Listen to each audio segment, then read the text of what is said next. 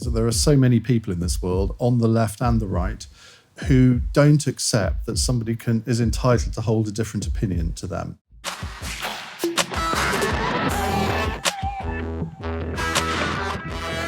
Hello and welcome to TRIGGERnometry from our brand new studio in central London. I'm Francis Foster. I'm Konstantin Kisin. And this is the show for you if you want honest conversations with fascinating people.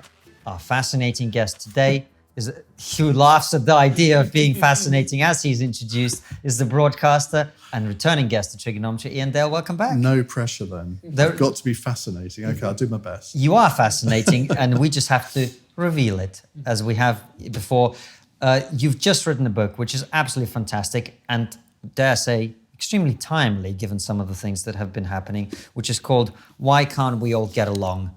Shout less, listen more. You see, you even got the title wrong. You missed out the word just, which everybody does, funnily enough. I was on BBC Radio Cambridgeshire and they did the same. Well, I'm almost as good as the BBC. What can I say? No, BBC Radio Cambridge. Yeah, fair enough. I'm almost as bad as a regional radio station. Anyway, Why Can't We All Just Get Along? Is a great book. We really enjoyed reading it. But the title itself, let's talk about that. Why can't we get along? It seems like for the last 4 years, certainly, and probably before then, I'm sure you'd argue, we've just been suffering some sort of collective hysteria, delusion, whatever you describe it, where the fever pitch of our public discourse has just taken off. I think one thing that has become apparent is that there are so many people in this world, on the left and the right, who don't accept that somebody is entitled to hold a different opinion to them. And I argue in the book that unless you understand that somebody is not only entitled to have an opinion, but, you know, from time to time they may be right, how can you marshal your own arguments against them? Because otherwise you're just talking to people who agree with you.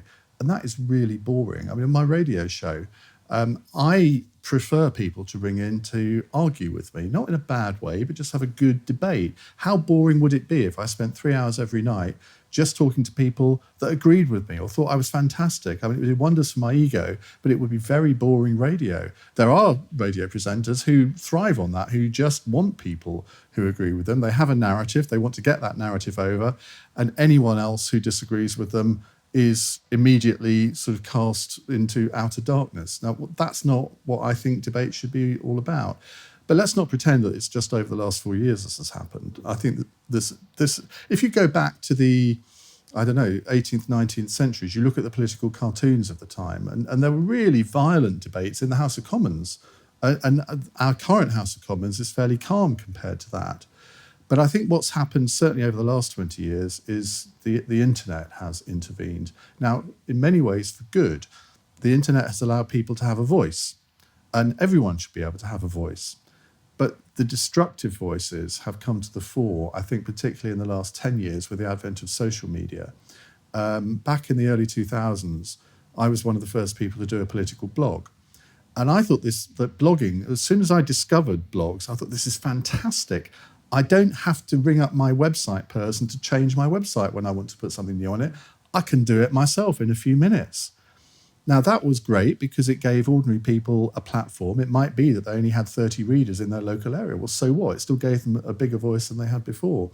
And I think blogging allowed people to put forward views that were different from what they were reading in their newspapers or hearing on the radio. But with the advent of Twitter, I think things have really changed. And Twitter is a great thing in many ways, but it's so spontaneous. You can react instantly. Now, that's sometimes a good thing, but very often it's a bad thing. If I tweet to you that you're a twat, your instant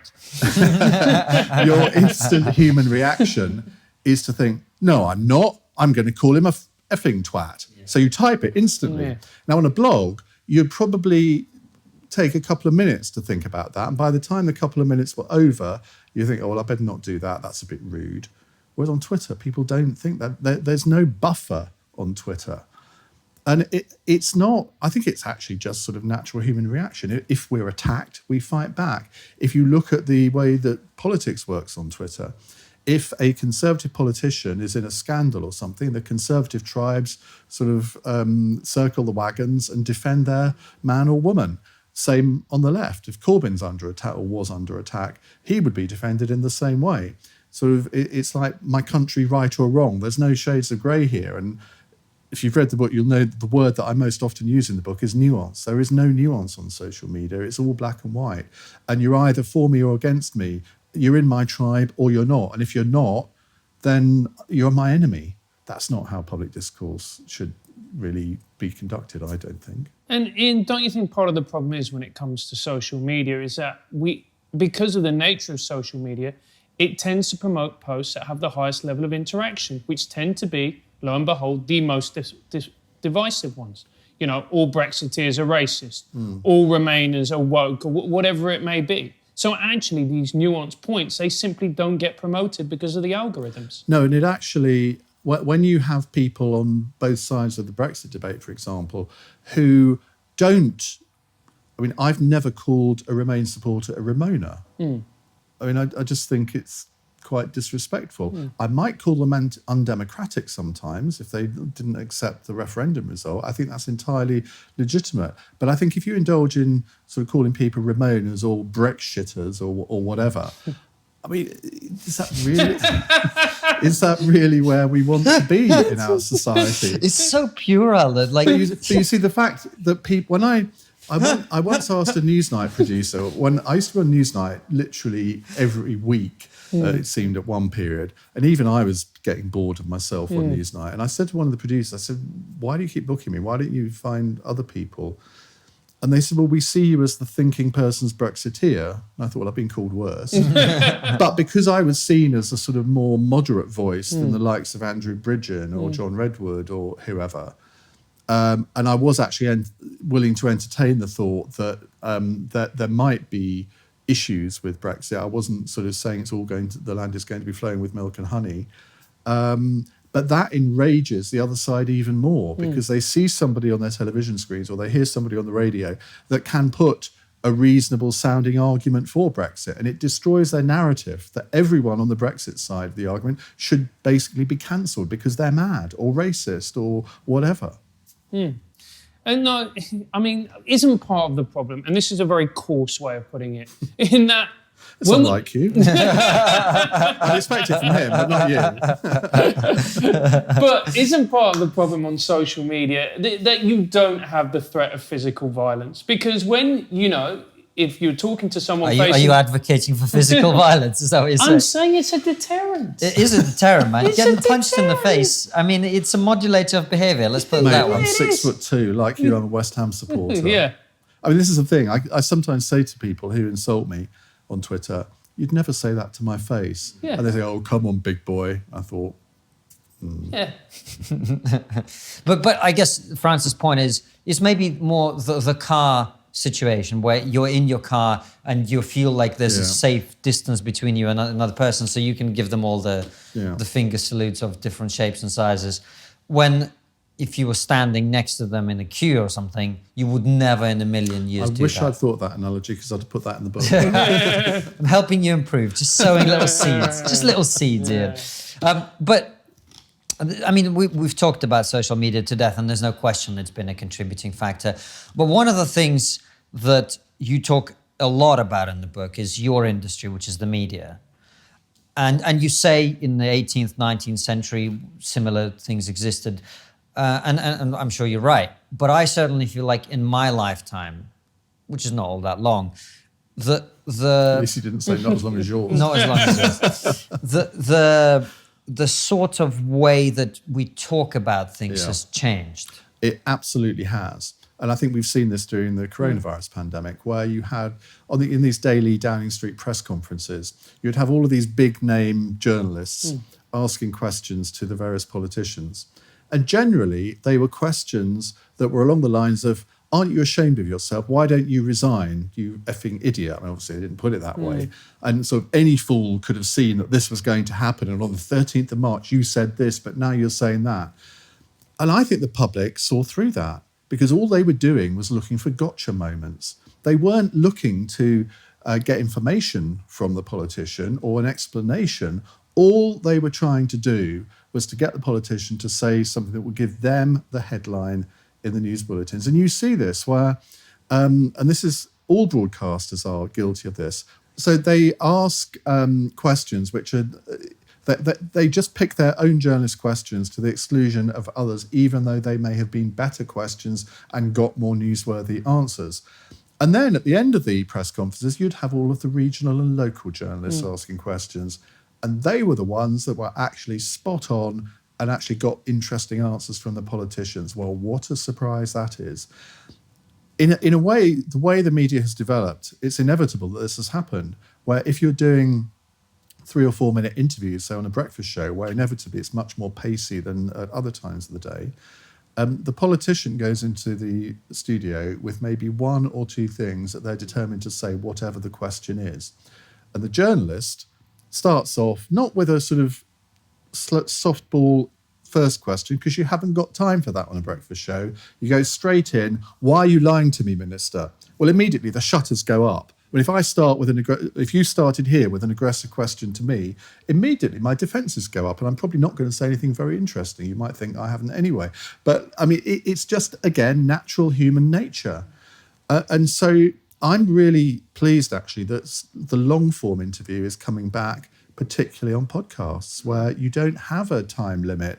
I mean, your show is all an hour long. The podcasts I do sometimes maybe 2 hours long. We just go and see how it goes.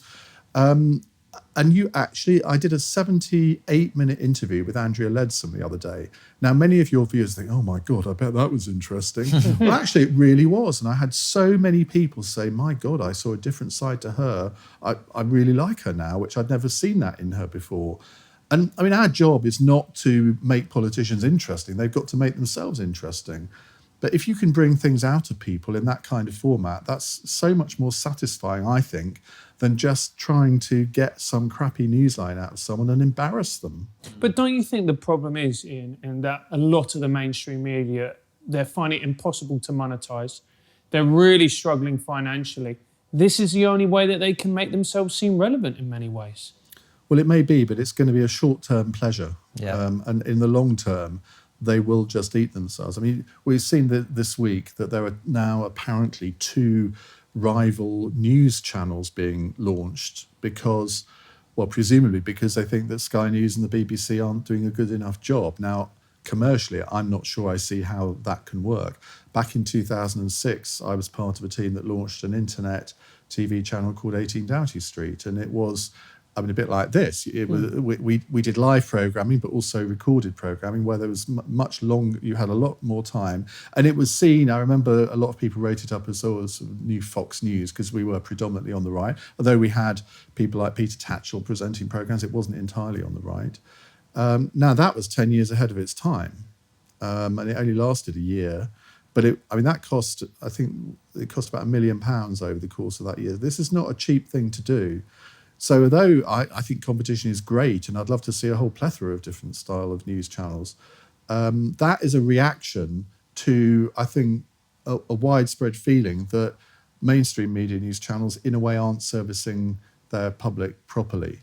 Now, a lot of the times you've got people on the, I won't say far right, but people on the right, people on the left, who think that the BBC and Sky are either right-wing or left-wing.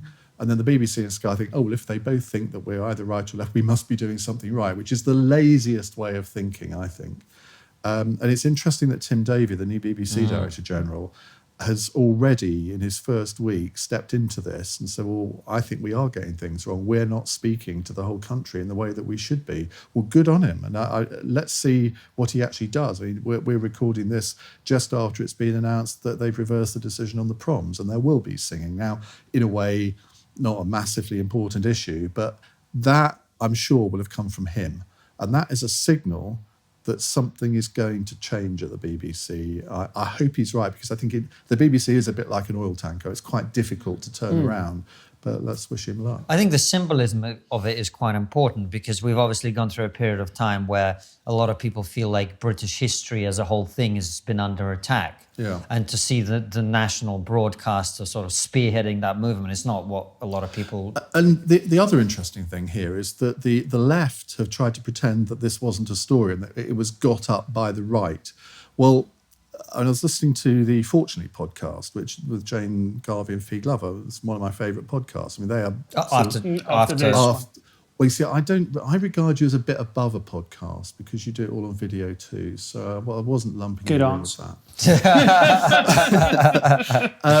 And they had Nesreen Malik, the Guardian columnist, on, and they were talking about this. And she alleged that this whole story had been fabricated by the right to enable Boris Johnson to look patriotic and all the rest of it.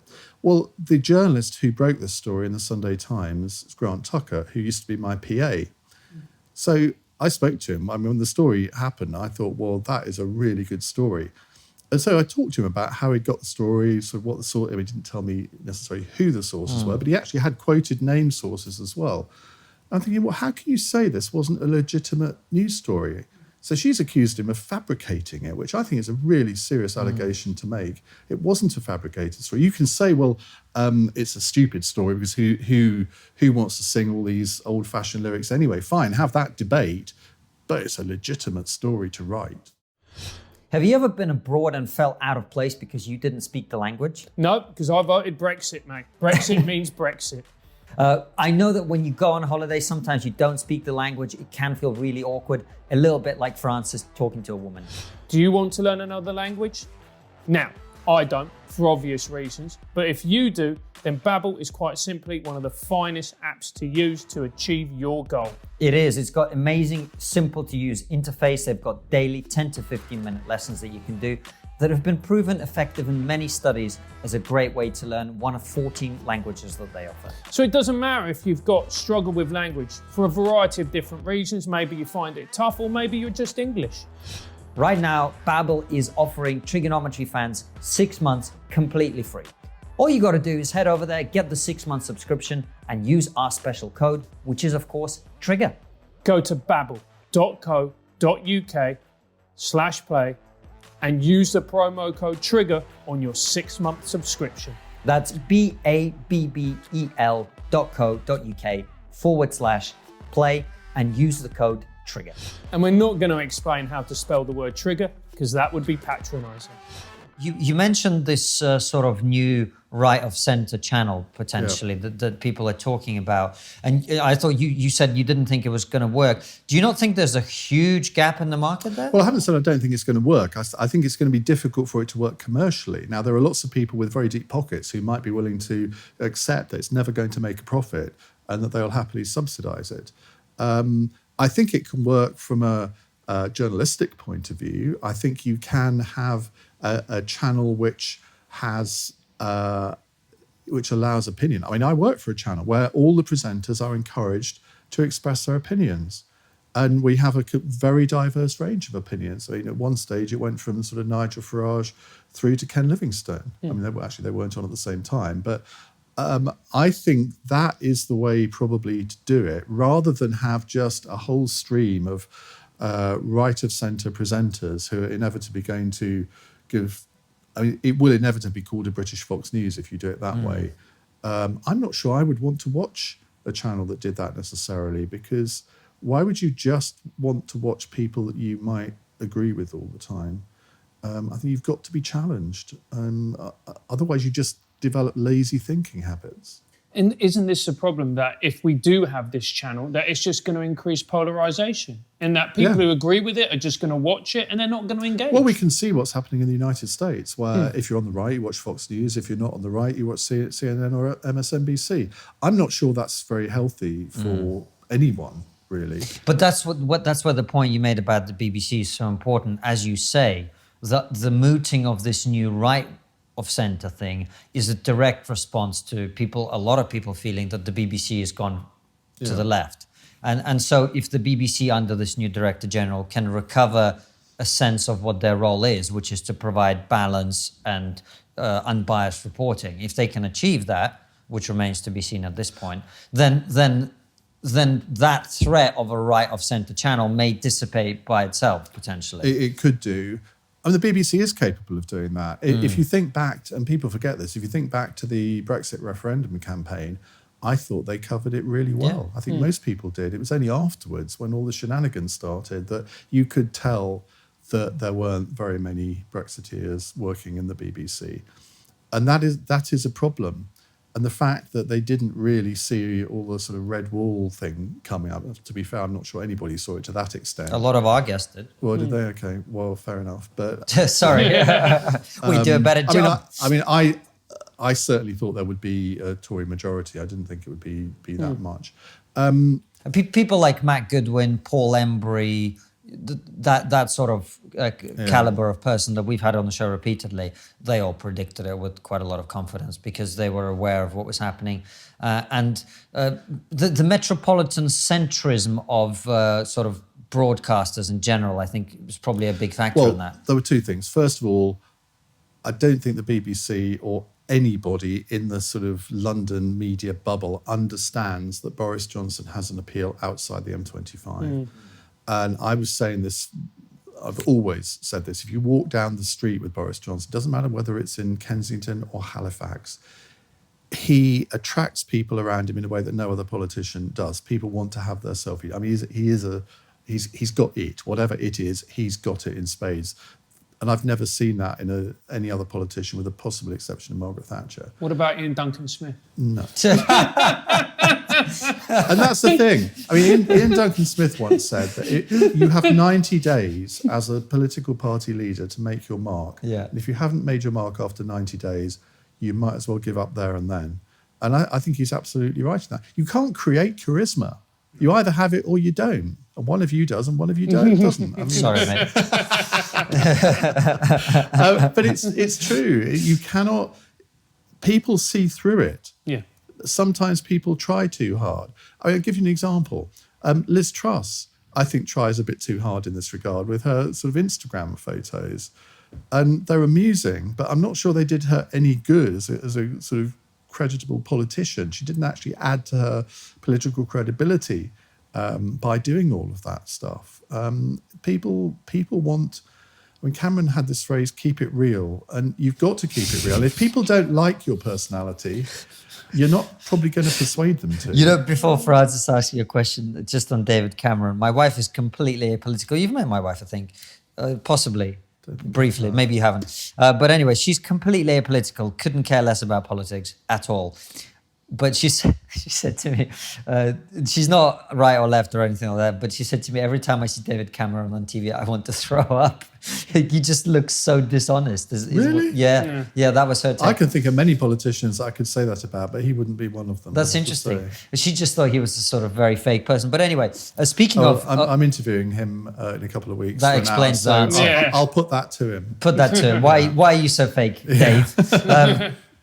But speaking of prime ministers who've been criticised, Boris Johnson is someone who, during the hustings in the last election, you had a little bit of a run-in with his fans, it's fair to say, and that's what I have always liked about you is, you know, you are probably centre-right on some issues, centre-left on others, but you are on the right, I think. Yeah, fair to say. I would self-describe as being on the centre-right. Centre-right. But when you... Nazi is how we describe Yes. Yeah, exactly. with a few sort of lefty social issue opinions. Right. Yeah. So, for example, in immigration, you described yourself as wet as a lettuce. Yeah. Exactly. Yeah. So, but when you were interviewing Boris Johnson, you actually pushed him quite hard to the chagrin of his following at the time. What do you make of Boris Johnson's 9 months or wherever it's been in power so far? Believe it or not, it's over a year now. Wait, wasn't it December? 24th Oh, right, of course. July. He was, of course. Oh, wow. So- Yes. Yeah. My next book, which is coming out in November, is a history of prime ministers, because in April 2021, it's the 300th anniversary of the office of prime minister. So I've commissioned 55 people to write an essay on each prime minister for this book, and I've written the Boris Johnson chapter. Oh, wow. And I mean, I've written it up to the end of April. I might do a little. It's going to print soon, so I can't do much of an update.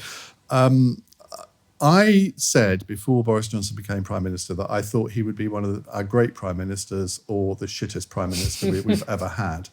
Now, it's far too early to come to a judgment now. I think he did what a lot of people thought would be impossible. He has got us out of the European Union, which I was beginning to doubt whether that was actually going to happen. So that's certainly on the plus side, which, I mean, I would say that, wouldn't I? If he gets a free trade deal done of any any meaningful form with the EU by the end of the year, that will be a significant achievement. I actually do believe that will happen. We already know that we're about to sign one with Japan, which we're told is actually better than the deal that the EU has got with Japan. I think that would be a landmark thing to do. If we've got a lot of the free trade deals rolled over from the EU by the end of December, again, an achievement. But he's not going to go down in history as the Brexit Prime Minister, which is what he thought he would. He's going to go down in history as the COVID Prime Minister. And I don't think even his greatest fan could say that he's got a stellar track record in handling this. Statistics don't lie in the end. And although I think the British public are very forgiving, there are things that were done over the last 4 or 5 months that could have been done differently, could have been done more quickly. And it's easy for anybody to say in hindsight, oh, well, you should have done that, you should have done that. But there were people, for example, on lockdown, there were plenty of people saying this should be done a week or 10 days earlier than it was. And I think that would have been, that was the main error that was made. The fact that he was out of action for, a month, 6 weeks, the fact that I think he's still suffering from the after effects of that.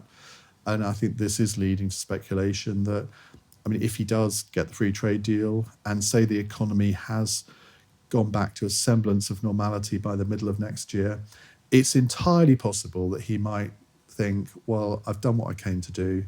I quite fancy the thought of earning millions of pounds for being an ex-Prime Minister. I don't think he's enjoying it as much as he maybe thought he would. How can you enjoy being Prime Minister at this kind of time? It's not like being in a war, although people make the war analogies. It's not like fighting a war. And I just get the feeling that it's not the job that he thought he was going to be doing. And so it wouldn't surprise me if by the end of 2021, his Dominic Cummings' father-in-law, I think, was suggesting that he might go before Christmas. I can't really see that. But it wouldn't surprise me at all if by the end of 2021, he thought, or maybe into 2022, he thought, okay, I've done what I came for. Let's give someone else a chance. Now, it's unusual for a Prime Minister to give up office voluntarily, but Boris is an unusual politician, so nothing would surprise me. I don't think he's done overall as bad a job as his critics would necessarily say, but I think if you were marking him, it would be quite hard to go above a B-, and that's probably being kind. And there's quite a few people who said that he was quite weak during the Black Lives Matter protests. He wasn't particularly visible, and when the statue of Churchill was being defaced, he should have taken a stronger position, upheld law and order. Do you agree with that? I think it's really difficult for a Conservative politician on those issues because whatever you say is going to be taken down in evidence and used against you. I think things were mishandled in some of those. To my mind, the protest shouldn't have ever gone ahead anyway, given that we were right in the middle of the serious part of the pandemic and all social distancing rules just were ignored. Interesting that this week, of course, and it will be a few weeks by the time this goes out, but Piers Corbyn fined £10,000 for breaking... The better Corbyn. The better Corbyn. Starting from a low base there, Even aren't I'm you? not so sure about that one. The madder Corbyn. The madder Corbyn. But he did the same thing as the BLM protest. He went out and organised and participated in a public protest. I think the difficulty here, and I found this when all this was going on and I was covering it on the radio every night, I knew that one word out of place, if I'd sort of made any derogatory remark about what was going on, that would have been a really serious thing. It was if you're a politician or a broadcaster on those things, you are one word away from losing your job or ending up on the front page of one of the tabloids. And I was very careful to try and distinguish between the Black Lives Matter movement and the Black Lives Matter organisation. As we were. Yeah. Didn't save us, though. But that gets lost in translation It for lots of people. And I don't know if you saw, I had a call one night from a woman called Denise in Enfield, and she took me to task for what I was saying. and so that I was looking at it through my white middle class prism, which I took exception to, and we had quite a bit of a ding dong about this. And then I'd sort of let her talk, and she was then saying, well, of course, what you don't get is that black people, we don't get the same chances that white people do. And I said, well, no, I do understand that. And she said, as a black woman, it's even worse. And then she's saying, of course, on your radio station, you've only got one female presenter. You've got no black presenters at all. I said, well, Majid Nawaz is not black, but he's Asian Muslim. And she just signed Rachel Johnson, so we got two. And then she said, yeah, and I wonder how she got the job. And I said, well, she didn't just walk through the door and come into a studio and broadcast. She's about 4 years, I know that she's been doing auditions, and she wasn't just offered a job for the fact that she's the Prime Minister's sister.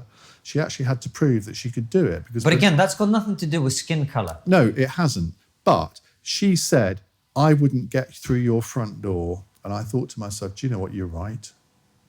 So I said, okay, come and present the programme with me tomorrow. Because there was something about her that I thought, and we ended the programme, and I was thinking all the time I was saying this, because I said, don't you think I've made these points to the management here that we need to up our game on this? I said, I have done. And as I was saying, I thought, I'm probably gone a bit too far here. And I said at the end of the conversation, well, if I lose my job, if I'm not here tomorrow, Denise, it's going to be your fault. She said, oh, can I have your job? So I said, well, come in tomorrow. I did see this, yeah. Come in tomorrow. And she's been coming in for an hour every week or every fortnight since then. Now, we're not going to give her a job just because of that, and just because she's a black female. She's got to prove that she can do the job, because believe it or not, sitting behind a microphone for 3 hours a night is not just sitting there and having a little chat with somebody. You've got 5 things going on in your head at any one time. You've got to be able to handle a breaking news story, a terror attack, and not go to pieces. You've got to be able to handle MH17 being shot down over Ukraine, and that's the only thing that you know. You go into rolling news mode, and that's the only piece of information you've got. And your task is to keep people listening, but not bore them to tears just by repeating the fact. You've got to talk to experts on it. You've got to actually have an understanding. Well, how does a plane get shot out of the air at sort of 20,000 feet? I can tell you all about it. Yeah, just ask your uncle. People think that I must be sort of like a pig in shit, just sitting there doing what I love doing, talking. But you're constantly thinking, right, I'm interviewing the cabinet minister next. What's my first question? I'm talking to somebody. My producer's talking in my ear. All sorts of things are going on. And at the end of the 3 hours, you are mentally exhausted. You're physically exhausted sometimes, depending on what kind of program you've done. So you can't just sort of give anybody a job just because they think they can do it. I have talked to enough people on the radio over the last 10 years of black heritage, of Asian heritage, to know that there is discrimination, whether it's conscious or subconscious, there is. If your name is Undabaningi, you are less likely to get a job interview than if your name is Francis. That is just a fact. There's no point in us denying it. It is a fact, and that has to be addressed. And we're not being fair to people if it isn't addressed. I don't think we're a nation of racists. There are racists among us. We all know that. But I do think there is a degree of subconscious racism in a lot of people who don't like to think that there is. It's the sort of I'm not a racist but kind of syndrome. So I have a lot of sympathy with some of the aims of the people who were demonstrating in some ways, but I can't support a movement that wants to defund or abolish the police, depending on who you talk to, or abolish capitalism. I'm sorry, I'm not going to say that I can support that organisation. And one of my regrets is that when this was all happening, right in the first week, we had a minute's silence for George Floyd on LBC or on all of the global radio stations. And I was given a statement to read out after this, which in retrospect, I think I should have said, well, I want to amend this because it didn't wholly reflect my views. And yet I was the messenger. And what was that discrepancy? I can't remember the exact details, but I do remember at the time thinking, well, should I sort of challenge this? But the problem is it was being read out on every other global radio station. But what was the gist of it is what I'm getting Well, at. I think it was about the organisation as well as the general aims. So you were sort of being asked to declare your support for the organisation. Well, it was me on behalf of the whole organisation. Right. And it was, I think in the end came to the conclusion that it probably wasn't worth the fight. But I mean, that was also not long after Nigel Farage left, and it sort of played into this narrative that developed on Twitter that sort of I'd gone all woke and all the rest of it. So looking back, possibly I should have done that a little differently. And we talk about the death of nuance, and you said that, you know, broadcasters, not just yourself, everybody in the industry had to tread very, very carefully when it came to discussing the Black Lives Matter organisation. And if you made one misstep, you'd be cancelled. Why is that? Why do you think it is that we've come to this point where you can't make a legitimate criticism of an organisation without you? Well, I think I can now, but I think it would have been very difficult to do that when it was all going on. I did say that I thought that statues shouldn't be pulled down and all the rest of it. I didn't think that was a particularly controversial thing to say, but others did. And I did fear where that would end, because I thought that it may well be that over the whole country you might get statues being taken down. I mean, there were people wanting to take the Churchill statue down. I mean, where does this end? Charles Moore's got a really good piece in The Spectator today, or maybe it was last week, where he's talking about, I can't remember the guy's name, but somebody who the British Museum have now hidden away. And he went through this is somebody from the 1600s, what he had achieved, but he had married somebody who was the daughter of a slave owner, I think. And it was sort of guilt by association. And Charles was saying, well, I mean, if really that is where we're heading, I mean, why would anyone donate money to the British Museum if they think that they're going to sort of be trashed in 300 years? I mean, it is a very dangerous path that we've gone down here. And I'm glad that it was just that one statue that came down. And I'm sure there are, I mean, it is a difficult one, just from a moral point of view. I'm sure there are people in Germany who think that statues of Hitler should still be allowed to stand. Where do you draw the line? Everybody's going to have a different place where they draw that line. And I think the issue on the statue was, certainly for me, I don't know whether this was the case for you, but for me it was not so much the statue itself, it was the method by which it was taken down. If the people of Bristol had democratically voted to remove it, great. I mean, the people of Bristol are entitled to have any statue they want or don't want. But just randomly walking up to a statue that you personally dislike and pulling it down with a mob, I don't think that's how it should be. I mean, you know, my ancestors suffered from the policies implemented following Karl Marx's work. There's a statue of Marx in London. Do I get Francis and Anton, we go and pull that down? Well, that's We're not that competent. Well, yeah, going to be honest with you. I was going to say, I'm going to need someone in Nurse Hand to handle the rope. You could probably handle Gandhi, though, because, I mean, Gandhi was a racist. Yeah, absolutely. Yeah. So, but of course, very few people would suggest that the statue of Gandhi in Parliament Square should There were a come few down. people on Twitter. Well, maybe there were. There always are But a that's few people Twitter, on mate. Twitter. But it's very difficult to be consistent Yeah. on this. But my worst fears weren't realised on that. I mean, the demonstrations that happened in London, I thought were generally well handled. There was violence in a couple of them, but there always are, because they generally get hijacked by the usual suspects. Although I think the one in Whitehall, I think it was the second one, I mean, that was on a different scale, I think, when police horses were attacked and all the rest of it. But it's still, we're still at a point where it's actually still not really socially acceptable to question anything on this. And that's not a healthy state of debate. And what about, you bring up the particular riot, and with the horses being attacked, policewoman being knocked off a horse, hitting her head. I mean, I personally, to me, that looked like a riot, that particular one. And it was reported by the BBC as being largely peaceful. And that was something that a lot of people picked up on. Well, it was largely peaceful. I mean, most of it. I mean, if you divided up the time, you could. Well, World War II was largely peaceful by that sort of way, because most of the time soldiers weren't fighting. They were sleeping, they were eating, they were sitting around playing cards. Stretching it a bit, but on a 6-hour demonstration, there was probably about an hour at the end where it got a bit hairy. I mean, I'm not defending it. If I was a BBC executive, I could happily defend describing it in that way, but I think they were a little bit, not just them though, I think Sky were exactly the same. They were quite reluctant to give the full picture of what actually went on there. Well, the reason I bring it up is at the moment CNN. I don't know if you've seen these. I've shared a couple of them on my Twitter, where there's a guy standing in front of a burning city, going peaceful demonstrations, all this sort of stuff.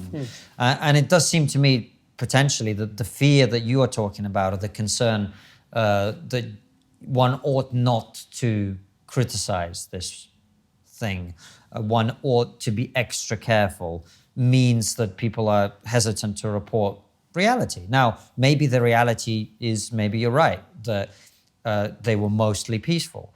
But that isn't how we report riots. I mean, or violent demonstrations that have a measure of violence. If, for example, Brexiteers had gone on a march or a protest in which 27 police officers were injured, I don't think that would have been reported as being largely peaceful. No, I think you're right. I think part of the problem here, it's difficult to know what to believe when you see pictures from demonstrations, protests, riots, whatever. How do you, particularly on Twitter, how do you know that it's actually from that particular one? And there have been so many examples. There was one last week, I think, where it purported to be from a particular event, and it turned out it was from something 2 years ago. And this is where the fake news thing really comes in, because I've retweeted a couple of things, and I've just found out afterwards, well, that wasn't what actually happened. So then you apologise and delete. I don't like deleting things on Twitter because it looks as if you're trying to taking away responsibility from yourself. But because if you explain, well, actually, I'm sorry I tweeted that because that wasn't what it was, people don't see that bit. They just still see the original bit. So it's always a very difficult decision as to whether to delete or not. No, that is the problem, isn't it? When it comes to something like Twitter, when you retweet something that you believe in, it turns out it's not what it initially appears. But do you think we're in a very worrying situation at the moment, Iain, with public discourse? Because I'll be honest with you, I'm quite worried about it. Yes, I think we are. And the only kind of negative comment I've seen on Twitter about my book is somebody saying, well, yeah, you've diagnosed all the problems, but you haven't really come up with that many solutions. And I said, well, did you actually get to the end of the book? Because I've got 50 ways we can improve public discourse. Now, if I'm honest, in retrospect, should I have included those within the narrative? I don't know. But I think in the end, it is us as individuals that are going to be able to change this or not. I know I've moderated my behaviour on Twitter, where I would get involved in ridiculous Twitter spats. And someone once said, oh, Iain Dale's such a nice guy on the radio, but on Twitter, he's an absolute beast. And they were right. So, I've tried to change that because I'm not an absolute beast. I can mix it up with anybody. I can, if I have to have a really loud debate with somebody, I'll do it. But I think we just have to try and calm down, moderate our behaviour, and just try and be a little bit nicer to each other. I know this sounds like sort of kumbaya and sort of hug a hoodie and all the rest of it, but in the end, we're going to end up in a very, very dark place soon if we're not careful. And how far along the path do you think we've gone? And do you think we can turn back? I'd like to think we can. That's a no. Well, sometimes it takes something big to really make people sit up and think about what they're doing. And I think it does put responsibility on people in the public eye a little bit, and people do tend to take everybody has heroes and role models and all the rest of it. And if they see their hero or role model acting in a particularly bad way, then they're more likely to imitate it. And I do think also, and I don't think I have put this in the book, but I do think schools have a role to play here in teaching kids how to handle social media. And maybe they do it, I don't know. They don't. No, well, they ought to, because they do teach about safeguarding, I know that, but this is more than safeguarding. This is almost what, when I was at school, we would have had a couple of hours each week, a sort of general studies lesson, where civics is what it used to be called. And that's, I think, where teachers need to actually teach people about the art of public discourse and how to debate. And I'm not sure there's enough of that going on in our education system at the moment. No, absolutely not. And certainly, but we talk about the art of debate. I don't think politicians have got the art of debate. In many cases, you see the way they interact with each other. You look at question time now. I mean, what is question time but just a series of people talking over one another? As you know yourself. Well, it is. I mean, I find I did Any Questions last week, and it's an oasis of calm compared to the television version. And the last time I was on, which was a year ago now, I mean, I nearly walked off the set because I was just so disgusted at what was going on.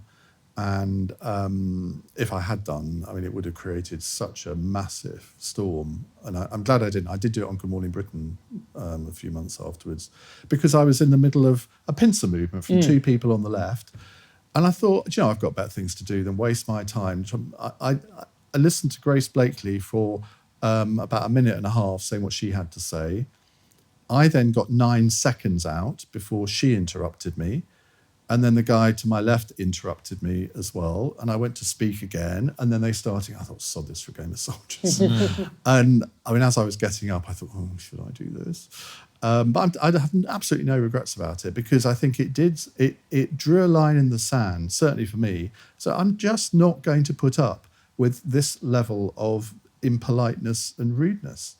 And what was the feedback like on that, including from the producers themselves? Very interesting.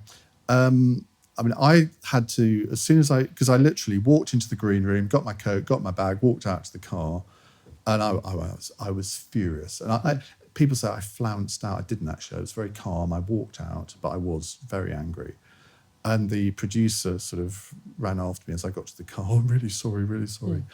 And I said, well, these things happen, and if you don't want to come on the programme again, quite understand, but I'm just not putting up with that. Oh, no, don't worry.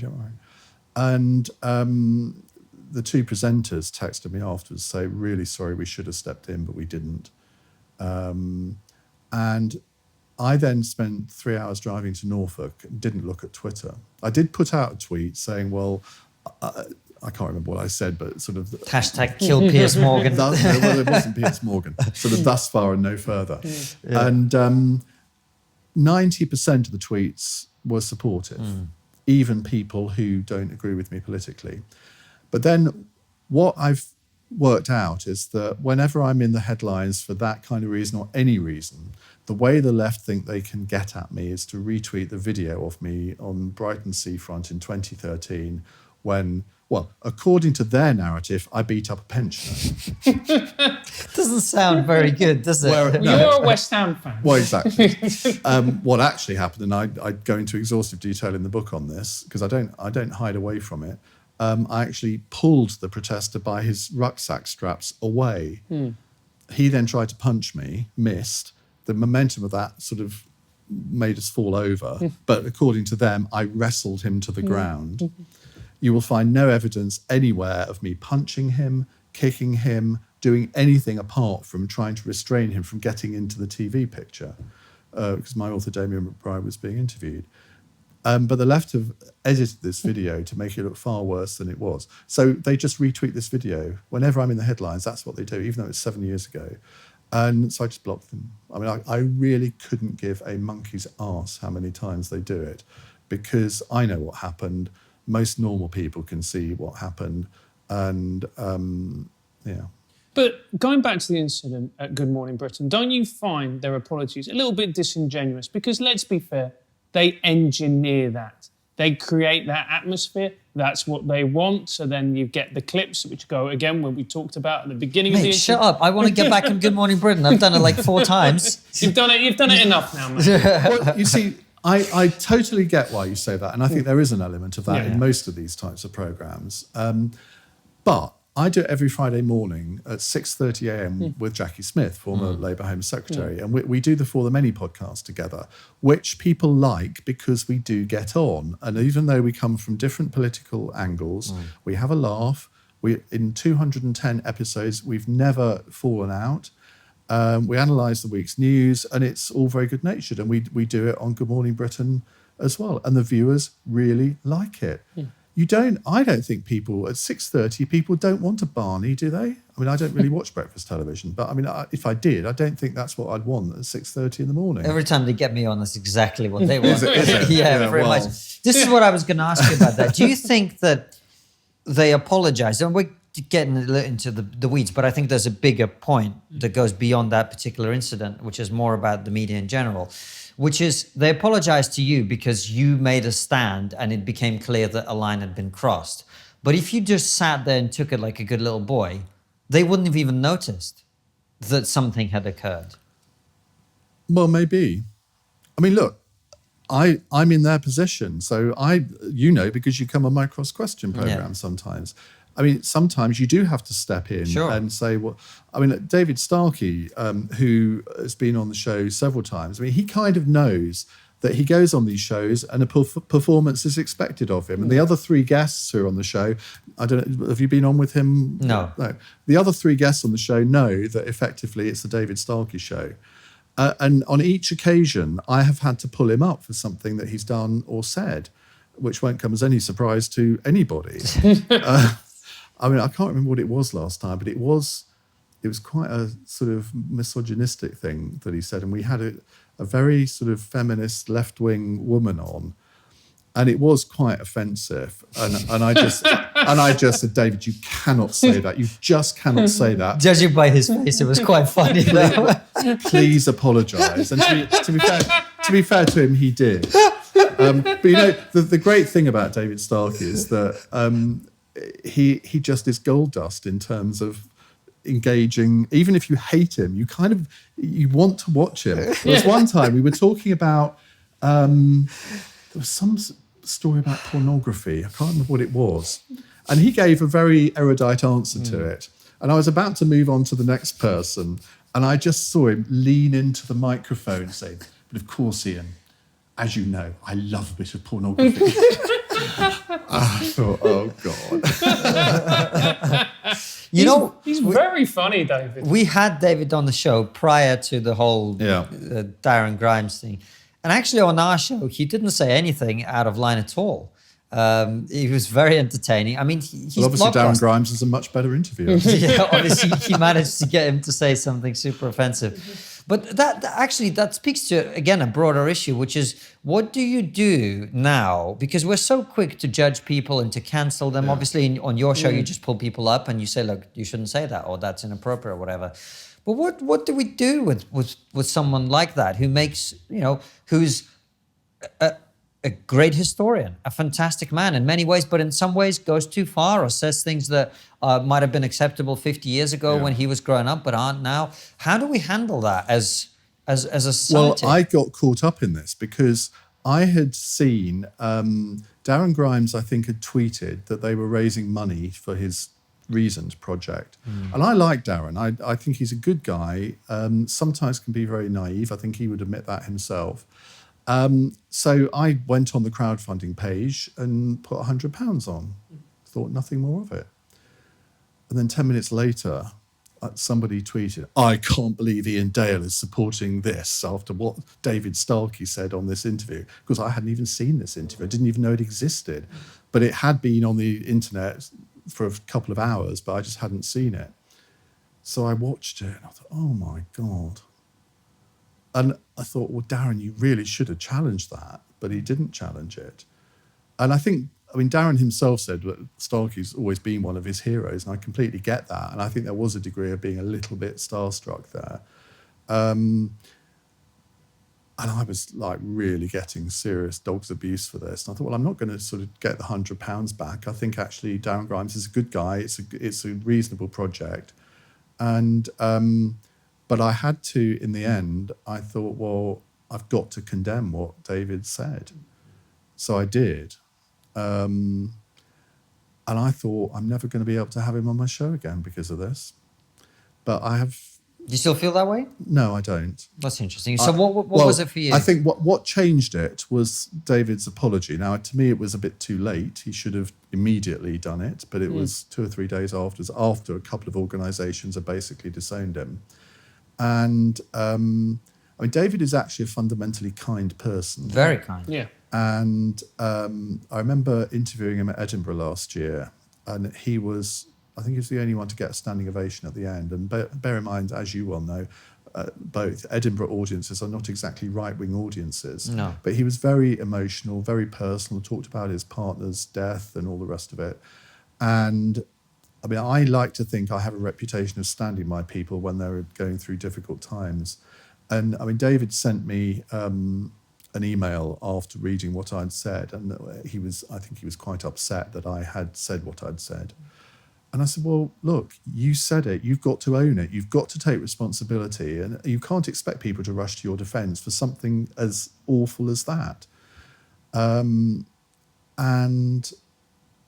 anyway, I'm having lunch with him in a couple of weeks. And I want him to come back on the programme at some point, because I don't believe in cancelling people for I mean, it was an awful thing to say, and I'm not trying to minimise it. And I'm sure if he does come back on the programme, I'm going to get a lot of abuse for that.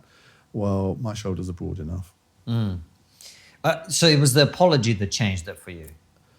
Yes, if he hadn't apologised, I don't think that I could have justified. But I'm curious, because there were some people who were like, well, he just made a mistake or something. Well, he did make a mistake, but it was a mistake that was... I mean, okay, David likes to exaggerate to make a point. Yes. And that was, I mean, okay, that's not a sin to do that, but it was just the way he did it. It was the timing of it as well, that nobody could defend it. Yes. And I think in the end, he absolutely realised that. No, my point... Which I don't think he did at the beginning. Sure, no, I agree with you. My point is, for some people, there are some people he did nothing wrong. There are also people for whom it was so egregious in their minds that you don't come back from it. The apology doesn't cut it. Like, yeah, he apologized, as you say, a little bit late, but, you know, he's racist, that's it, done, dusted, bury him now, sort of thing. Well, I don't belong to that school of thought in this case. I'm sure there might be other cases. I mean, if somebody in a similar interview had said, I don't believe the Holocaust happened, I don't believe any Jews died in the Holocaust, I'm sorry, never want to have anything to do with you again. I don't think that this was on that scale, and I'm not minimising it. It was a terrible thing to say, but in the end, somewhere you have to draw a line. And do you think broadcasters' positions have become more precarious over the years, or do you think you've always been treading a fine line as a broadcaster? You're always treading a fine line, not just on these issues. If there's a terror attack and you're going into rolling news mode, there is a line of speculation which you can't really go over. Even if you are sure that it is a particular group that did this, until you've got some sort of evidence, you can't do it. And I have seen broadcasters cross that line in the past because they've got nothing else to say. They've only got something to speculate on. And that, as I say, is when you really earn your money. And I'm not a trained journalist. I'm not a trained broadcaster. But in the end, I've got to rely on sort of 30 or 40 years of experience of knowing what you can do and what you can't do. And so far, I haven't sort of stepped over that line. And the parameters of what you can do and what you can't do, have they become narrower over the years? In terms of what? In terms of what is acceptable and what isn't acceptable. What is acceptable to say and what isn't acceptable to say. I think that, I mean, we are governed by Ofcom rules on certainly on words that you can use and that you can't use. I think there's been a little bit more leniency on that side. But if you take the example of mental health, I do a lot of programs on mental health issues. And there are words that 10 years ago would have been quite acceptable to say on the radio, which aren't now. And I don't think it's not just political correctness here. It's actually just common decency in that, I mean, if you think about it, we all use the word nutter. Well, for somebody who's got mental health issues, that actually is a really horrible word to use. And I remember pulling up Nick Clegg for using it once, live on air. And I explained why it wasn't a word that we should really use in polite society. And he said, oh, no, I quite understand. And then the next day I saw him use it in another interview the same way. And you might think, well, that's being totally oversensitive. But you do have, words have consequences. And although I'm not going to say any words should necessarily be banned, I think the Ofcom rules on most swear words, for example, are utterly ridiculous. In that I can't say bollocks on the radio, but I can say grollocks. And everyone knows what I mean when I do that. And you can't use the word bitch anymore. Even to describe a female dog?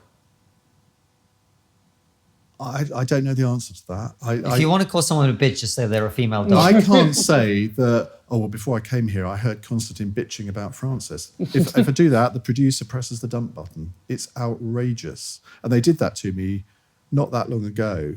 And I said, don't you ever do that again. I said, if I was calling a female politician a bitch on air, absolutely. I mean, I never would. But if I did that, fine. But not when you're using it in that kind of context. It's utterly ridiculous. But we have also seen examples. There was that quite well-known example of the radio producer or the radio presenter who got temporarily lost their job, then reinstated because they doubted the existence of white privilege or they criticised it. It's a guy on Manx Radio, wasn't it? Yeah. Well, see, to me, that is a debating point. Right. I mean, I think it's unquestionable that particularly white males do, even if they can't bring themselves to admit it, do get white privilege. I do think that there is a case for that. But to actually question it doesn't mean to say you should lose your job. And you've got it in the BBC where Iain Lee lost his job as the breakfast presenter on Three Counties Radio for arguing with a woman caller who was basically saying, she was a devout fundamentalist Christian type, who was saying terrible things about homosexuals. So Iain Lee took her to task for it and called her a bigot. Now, if I'd done that on LBC, my boss would praise me for doing it. He got the sack for it. That's really interesting, isn't it? Well, Iain, on that note, before we ask you our last question, perhaps, why can't we all just get along? You've given a list at the end of the book of 50 things, but what do you think, you said that we as individuals have to solve this problem. So if we as individuals were to do one or two things each to really start to dial back the rhetoric, to start to be able to have conversations in good faith again, what would we be doing? Well, I think two things, one of which I've already really covered, but one would be to calm down, take your time, reflect a bit before you respond to anybody. Where you feel the sap rising, just stop for a few seconds and think, do I really want to say this? Do I really want to get into this fight? And second of all, I think just to try to accept that somebody else is entitled to have a different opinion. Try to understand their opinion. Try and understand where they're coming from with it. Try and understand why they argue what they do. Because, as I said before, if you don't try to understand, how can you argue against them apart from just saying, you're wrong? I don't care what you say, you're wrong. Well, you need to articulate an argument. You can't just get away with just saying you're wrong or you're a dickhead or whatever. Even if it's true. You might say that. So, I mean, there's no, this is not rocket science. I mean, this is, it was actually comparatively easy to come up with 50 ways. I always hate these things when people do lists of 29 ways. Couldn't you think of the 30th one? Yeah. But I could have gone on to 100, I suppose. But in the end, you have to stop somewhere. But I think you're right. Really, it's about a sort of self-discipline. Yeah. About restricting yourself from your inner demons taking over and running amok. Yes, it is. And look, I'm not a saint on this. I have tried None to. of us are. I was on Jeremy Vine the other day with Gemma Forte, and she was basically saying that Boris Johnson was terrible. He got this wrong, he got that wrong, and any fool could have worked out that wasn't going to. I said, hang on a minute. Why don't you actually stand for election? You happily come up with all of this criticism, and I probably went over the top a little bit in my tone.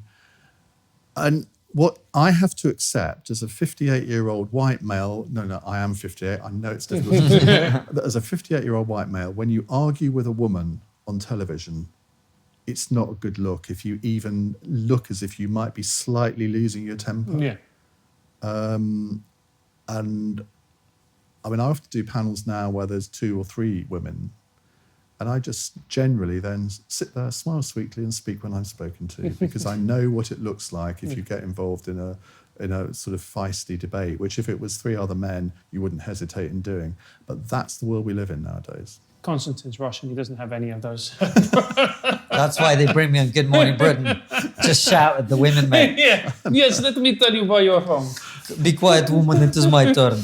By the way, that powder that you put in my water earlier, am I going to be okay? That's why he hasn't touched the water. He knows that. Yeah, no, we only put it in the tea. Very, very prudent. Yeah, it only works in hot liquids, racist. apparently. So racist. It only works in hot liquids. Do you know that? Does it really? Yeah. Yeah. I don't drink tea or coffee, so I'm safe. You are safe. But we have, as always, one final question for you.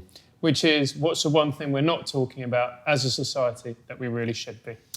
West Ham's prospects for next season would be one. Absolutely. But I'm going to introduce something now which you might find a little bit uncomfortable. In the book, I write about a time that I was nearly raped. And I didn't really think anything about writing this because it didn't traumatize me at the time, and it doesn't traumatize me now. But the Observer rang me up and said they were doing an article on a TV series called I Will Destroy You, and there's a male rape scene in that. So they said, can we do an interview with you about this? So I spent about half an hour on the phone to them. And the article wasn't about that at all. It was just about me, which was a bit of a shock in a way. So I then did a phone-in on it on LBC the following night for 2 hours. And the number of men that phoned in saying, yeah, this happened to me, or either happened to me or nearly happened to me or my mate or whatever. And I do think this is something that society doesn't really talk about. We've had a lot of taboos in society, and this is kind of one of the last ones, I think. 12,000 men were raped last year. I think only about 1,000 of the cases ever got to court. I don't know how many actually were convicted. The average, how long do you think it takes for a man who has been a victim of a sexual assault, whether it's by, and often it's actually a straight male that is doing it. Really? Yeah. Wow. How long does it take for a man to tell anybody about it on average? I'm going to guess like 20 years. 26 years. Yeah. Wow. Now you think of the mental health aspects of Oh, that, where somebody is God. bottling up inside them. Yeah. And I know several people that this has happened to, just in my sort of circle of contacts. And I think, well, if I know sort of, it's probably 4 or 5, what about the ones that I don't know? And you think, well, this is something that needs to be addressed. And there's a charity called Survivors UK, which I've now kind of adopted. And sort of if I give money to charity, they get it. Because I think this is a really big issue that, I mean, people don't want to talk about for obvious reasons. It's a very uncomfortable subject. But it's also, I mean, there's also, and again, a national newspaper commissioned me then to write a long read feature on it, which in the end they decided not to run, which I was a bit annoyed about because I spent a lot of time writing it, researching it. So I've actually put it on my website now. And I just think that it's something that people need to understand, that it happens. And it's not just men on men, it's actually women on men as well, bizarrely. I mean, okay, it's slightly more difficult for a woman to rape a man, but there is a lot of, I mean, if we just think of the sort of Me Too things about sort of male employers groping female staff or making inappropriate comments to them. I remember back in the 1990s where I was, a woman that I worked with just grabbed my crotch. Now imagine if I, as a man, did that to a woman. No, that didn't traumatize me at all. I just said, do you think that's appropriate? Mo Mowlam, when she was Northern Ireland Secretary at a Labour Party conference, she had a picture taken with me and my partner. We were running the bookstore, and she stood in the middle of us, put her arms around us and started kneading our buttocks. That's sexual assault. I mean, again, I thought it was quite funny at the time, but in today's environment, you can't call it anything else. So there's so many issues around this that I think we shy away from talking about. So that's a very long-winded answer to your question. No, but it's a very good answer. And if anyone, I'm sure there will be people in our audience who unfortunately have had this sort of experience. Survivors, Survivors UK. Survivors is the UK, charity. so they should reach and, out to. I mean, have a read of the article. It's on iandale.com. And I mean, I literally had dozens of people contacting me on Twitter about it and saying, well, I thought I was the only one. Yeah. And you can understand why. Well, the UK's most prolific rapist was actually a man who raped men. Absolutely right. Well, that's a nice way to end, isn't it? It is. Cheery as ever. Cheery as ever. But Iain, thank you so much for coming back. Really enjoyed it. Thank you for having me back. It's a pleasure to have you back. I recommend everybody gets the book, Why Can't We All Just Get Along? It's a fantastic read. And it's an audio book as well. In your voice? I read the whole thing. The interesting thing is I've had a lot of people who say they've read the physical book, but they can hear my voice in every sentence, which is actually the biggest compliment they can pay me, unless they don't like my voice. It is really a great read because you've woven your own story into the way that you talk about things. But thank you for coming back. Thank you for watching, and we will see you very soon with another brilliant episode or a live stream, which all go out 7 p.m. UK time. Thank you very much, guys, and see you soon. Thanks for watching, guys. As always, subscribe to the YouTube channel, click the bell button next to the subscribe button so you get notified when a video comes out, and follow us on all the social media @TriggerPod. And also leave us a nice review on iTunes and spread...